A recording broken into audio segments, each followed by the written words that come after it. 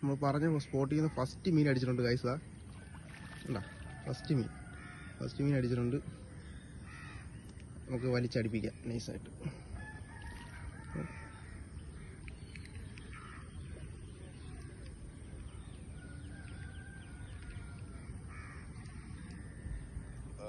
ചേറിൽ താന്ന് കേട്ടോ കുത്തി.